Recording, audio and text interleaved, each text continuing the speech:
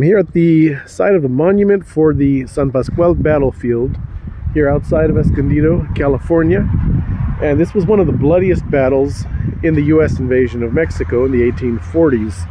And people say this battlefield is haunted. Just down the road from here, there's a museum. It's closed right now for renovations. Unfortunately, I was hoping to go in there.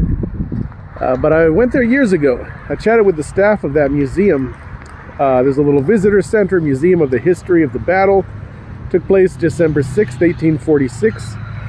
And all the staff who work at that museum, they all have some strange experience. They've all had something weird happen in their time working here. I spoke with a young lady there. She told me that she came outside to take a photo of the sunset. You can see the sun's afternoon time right now up in the sky. And so the sun would set right over those mountains. And in fact, that valley that you see in front of us, all of that valley is where the fighting actually happened, down in there. So the spot where the monument is, right here, this monument was put up in 1925. That motorcycle, that guy's so manly. Man, I wonder where he's going. He's so cool. So this monument was erected in 1925, and just down the road, a little further east of here, right down that road, is the Museum and Visitor Center, which is closed for renovation. But this young lady was taking a photo of the sunset. She said it was a lovely sunset over the avocado groves, the creek that runs through there. And she took a photo. You can see there's a busy road running through the valley. And when this was years ago, so she had to go to the Long's drugstore, get her film developed. And she told me that when she developed her roll of film, that photo of the road, standing right in the middle of the road, she said she saw a human figure standing there, I think holding a lance. So in this battle, a lot of the Mexican soldiers, they carried 11-foot tall lances. That was their main weapon. A lot of swords were used also. It was a very bloody battle. It was short, fierce. It happened, the main fighting happened on December 6th. It lasted till December 10th. There were a few other skirmishes. But down in that valley, the forces clashed. General Kearney, he had his group of dragoons. They had been marching from Kansas this direction. And Mexico's forces were waiting for them. They were under the leadership of General Andrés Pico. He was a relative of Pío Pico, who was the governor of the Mexican state of Alta California. And so they were ready for the invaders. They were waiting for them, and they clashed. The forces clashed right out there in the valley. There was one fighter that there's record of.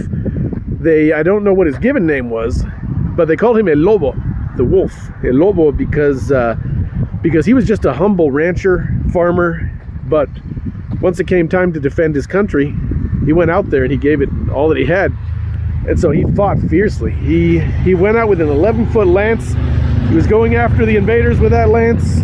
Then when the lance broke, he picked up a fallen soldier's sword, started chopping on the invaders with that sword. The sword broke in two. He picked up an axe and started going at the guys with an axe. And it took several of them to beat him with their muskets, and finally take him down. But everybody remembered El Lobo.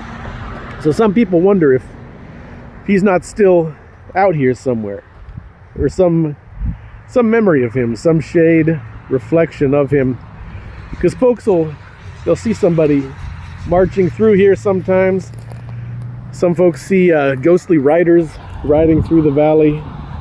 When I went to the visitor center, I spoke with one young man, and he told me that he used to come out here. He'd come to work early, and he would, before everybody else, he'd get here in the misty early morning out here in the countryside, and he'd park his car, and he would just sit there and read his book.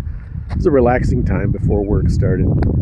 He was sitting in his car once in the parking lot, reading his book, and then he looked up, and the rear view mirror, he saw some movement, and he turned around and looked, and he saw somebody walking behind his car wearing period clothing, like the reenactors do, wearing the traditional clothes from the 1840s, the sash around the waist and and this big billowy white blouse. And he thought it was one of the reenactors. He didn't even think much of it. He thought, oh, they're doing some reenactments. But then he remembered, wait, they're not scheduled to do any kind of reenactments. That's not until December. Nothing's scheduled right now. So he got out of his car to see who that was, and he looked out. He didn't see anybody. He looked all around here, and you can see it's pretty open countryside. He looked all around and he couldn't see any sign of this guy. He even went over to the loose dirt where he had seen that figure walking around in 1840s clothing, and he didn't see any footprints in that loose dirt. So folks out here, they have a lot of strange experiences. When I came out here, I went to the visitor center, and I walked up in the hills behind it, and I heard some voices chatting. I couldn't even tell what language they were speaking. But I came over the rise in the hill, and the voices stopped. I didn't see anybody there.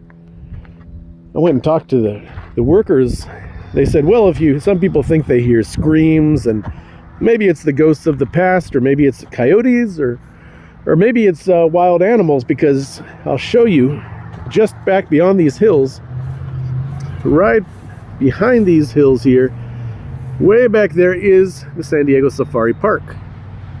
And they have a lot of African animals there. Could have been one of those animals, but I told the worker it didn't sound like an animal. It didn't sound like a coyote yelping or some exotic animal calling out. It sounded like human voices. Some sort of shade of the past, just sort of on replay here. Something stuck to this place from that bloody battle all those years ago. Now that battle, for a while, folks, they couldn't quite decide who had won the battle. Both sides suffered some heavy losses, but what we know now is, of course, the invasion continued. Now, at the time of that battle, there was still hope that maybe the Mexican forces could repel the invaders and defend the country, because the U.S. troops had come in. They'd come and tried to take the city of Los Angeles, but Andres Pico and the Lancers and Mexico's army took it back, and there was resistance fighting. And in fact, there was a time, at the time this battle happened here in San Pascual, nearly every city south of Santa Barbara, with the exception of San Diego, had been taken back. And so folks thought maybe they would manage to hold off the invasion after all. But it didn't work that way. Now, back in the United States, a lot of people were really worried about this invasion. A lot of people were protesting it, actually. And one of the first American anti-war protest songs ever written in the U.S. was written about this war, about this invasion. The protesters, people who were against it, they included Mark Twain, Samuel Clemens, the writer, included a young lawyer named Abraham Lincoln. Well, they were against it because they were against what they saw as a very, very shameless land grab, the invasion of a sovereign country. They stood against that on a matter of principle. They were also against it because of slavery, because a lot of